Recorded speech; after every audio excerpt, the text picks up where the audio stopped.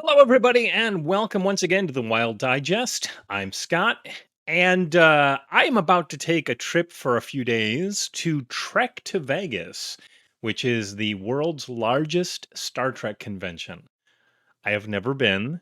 I don't cosplay. I'm actually tagging along because my wife is going to be signing there. She's a guest at the convention, and they were able to let me come along. So I'm just going to go basically enjoy the con and Vegas for a few days. But before I run off, because I'll be away, I won't be able to produce any more videos. I thought I would do a quick video sort of overview of my experiences at San Diego Comic Con, focused mainly on sort of the book and purchasing and haul aspects of the show. Um, right. First and foremost, as I've mentioned before, I wrote the Flash Gordon role playing game. And as a result of that, but also just being a lifelong Flash Gordon fan, I have amassed a pretty sizable collection of Flash Gordon stuff. I have like multiple collections of the strips, the Titan Comics ones, Kitchen Sink Press. There's a few other publishers that have released the strips over the years. I have a lot of them. I also have a stack of original Big Little books, Flash Gordon Big Little books, which are super cool. I have the novels that were written in the 70s. I don't have the 80s ones, and I'll explain all about those at a later date. All sorts of Flash Gordon stuff. And I try to keep up on anything else that's coming out. Of course, Dynamite Comics had a Flash Gordon comic a while back. The current comic, Flash Gordon comic, is being produced by Mad Cave Studios. This is a collection of the first, I think, six strips. I think it's issue 0 through 5. These are written by Jeremy Adams. I've been corresponding with Jeremy for a while now. As soon as I heard that he was going to be writing the new Flash, I reached out and introduced myself again as the writer of the role playing game. And we've corresponded for a long time now. And he's written all sorts of stuff. He's a very well accomplished comic book writer. But anyway, Mad Cave Studios, of course, was at San Diego Comic Con. They were selling this collection. I picked it up and I got Jeremy to sign it. If you can see it there. And also, I think the colorist signed it as well. Um, Full disclosure, I don't love it. I've read it.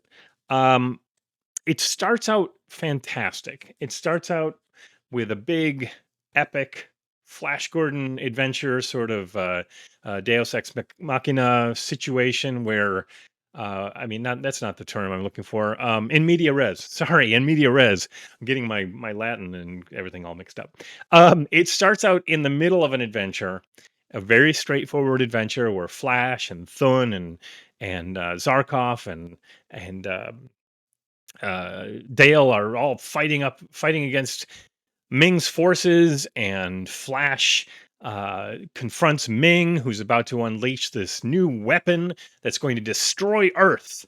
And Flash destroys the weapon and destroys Mongo. What? So yeah, it's pretty wild, pretty gonzo. It goes in some directions that are a little weird, but it's well illustrated. It's a good read, but it's just not really my Flash. But I guess I'm a traditionalist, so I'd still recommend it. I mean, I'll keep reading it. But yeah, so that was one of the first things I bought, was this Flash Gordon collection from Mad Cave Studios, Mad Cave Comics. I'm not sure. Another batch of comics I got is I'm in the process of working on a project right now, and I'm trying to track down artists or an artist to do some work for me, and I need the art to look like, well, the only way I could describe it is maybe like Johnny Quest, Hanna-Barbera, Filmation, sort of like 70s animation style. Realistic, but not realistic, heavy dark lines, some bold colors. Hopefully that makes sense to you. I wandered through Artist Alley and amongst the indie publishers, and I talked to a few of the publishers there and a few of the artists, and I picked up some comics, and I'll show you what I got. This is a series called Rob Haynes Adventures, kind of a generic sounding title. The creator, I think it's Rick Reynaldo. I want to say Rick Reynaldo. Almost positive that it is Randy Reynaldo. Sorry, Randy. He has been doing this comic series. My understanding is since the '90s, and the books are up into the '20s now. I mean, so he's taking his own sweet time. They are focused on a character named Rob Haynes, of course, and these are the comics are all black and white. I don't know if you can see it. The art is nice. It's nice and clean. Um, Rob works for an organization called Justice International, and each of these books is just old school adventure, sort of pulpy stuff. It's modern day, but he goes off on all sorts of adventures around the world, fighting terrorist cells and organizations like that. Really fun stuff. I picked up 4 of the issues, and I've read only one of them, but I enjoyed it. And I'm going to talk to Randy about some maybe doing some art, but we'll see. Another publisher and well, it's not really the artist wasn't there, but the publisher I spoke to was Earthshot. These are indies, obviously, and the comic series is called Supercharged. You can see there's some of the issues. Pretty fun stuff. And I really like the art in these ones too. But what's fun about them is that they are co-produced with SoCal Edison. So they're actually educational comics. So I think the idea is that they can wind up in classrooms or in programs affiliated with uh, Edison, the electrical company, and kids can get an idea about all sorts of stuff in regards to energy and conservation, electric vehicles, and futuristic fuels and things like that. But they tell a pretty good story in amongst that. There's intrigue and organizations trying to steal somebody's invention and but anyway, um Supercharged. I think they've only done 4 issues so far, but I believe they're going to continue doing them. I really like them. And the art on these ones is the artists have done a whole bunch of other pretty well-known books. I'm not going to open them. They're boarded and bagged right now, so it'd be a pain to get them out. But I don't know. I'll look into those. So those were some of the other comics I picked up.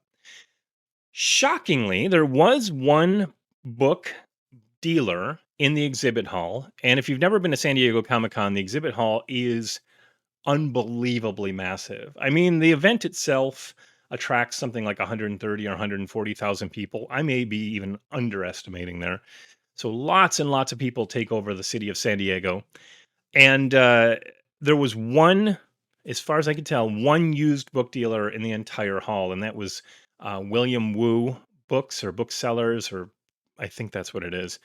William Wu's this particular company has is also a regular at the Los Angeles Paperback Collectors Show that I go to every year. That's held in March, I believe. And I've bought from him there, but I decided to pick up a few books from him at Comic Con, and he cut me a deal. However, I must say these were a little pricey, but the condition is phenomenal, and I'm happy I have them in my collection. But I got a couple of ace doubles and one collection, which I'm very happy to have. And so I'll show you what these are. These are both D. If you're an ace doubles collector, the D series, D73, Adventures in the Far Future, and these are both edited by Donald Walheim. And on the flip side, we've got Tales of Outer Space. It's a grand total of I think 10 stories, so I think there's 5 per volume per collection. And as you can see, it's very very clean. I mean, there's a couple minor little dings on this. The spine is not broken. Very very clean, good shape. So that's the first one I got. The second one I got is D255. I'm sure some of you have this one. If you're a Pool Anderson fan, Starways is on the front of that one. Starways, and on the backside is City Under the Sea by Kenneth Bulmer. And the project I'm working on involves undersea stuff, so I wanted to read that for a little bit of inspiration. But again, really, really nice condition. It's the older style of the spine. The third book I got, and I only bought 3 books from him. I know, shock horror. But I was really happy to get this in the condition that it's in. It's in pretty good shape. There's only minor little dings here and there on the spine, and I'm not on the spine, but on the edges. Is The Best of Philip K. Dick, one of the Ballantine collections, right? Ballantine, Del Rey, yeah. And this one is in really, really nice shape. You don't see these ones come up too often. When they do, they're usually pretty pricey. But yeah, very, very happy to get that edited by, or rather, not edited by. It's got an introduction by John Brunner. So a really, really nice condition copy of The Best of Philip K. Dick. And I'm looking around here on my desk to see if there's anything else I need to show you. I mean, oh, I've got like just to show it off. This is the Comic Con Quick Events Guide, and you get these when you pick up your badge or whatever. Nothing that exciting. Oh, and also Supercharged. They gave me a deck of Supercharged themed game cards. I haven't tried the game yet. So, anyway, that is it. Those were my pickups from San Diego Comic Con. Nothing super exciting. I mean, the books were pretty cool. The comics are fun. Some good stuff. I had a really nice time. I was only there for Wednesday through Saturday morning, so I didn't do the full weekend. But no, still a good time. And like I said, this week I am heading off to Trek to Vegas. If you are attending Trek to Vegas, look for me. You'll see my long gray hair bobbing around in the Rio. And if you see me, say hi. And hopefully, yeah, I can run into a few of you there if you're going to be there. So yeah, that's my exciting way to lead up into Book Trek as well, is doing that. I'll be sure to take lots of photos and video and share them with you after the fact. But that's it for now. Quick little San Diego Comic Con update, and I will talk to you all later. Thank you so much for watching. Take care.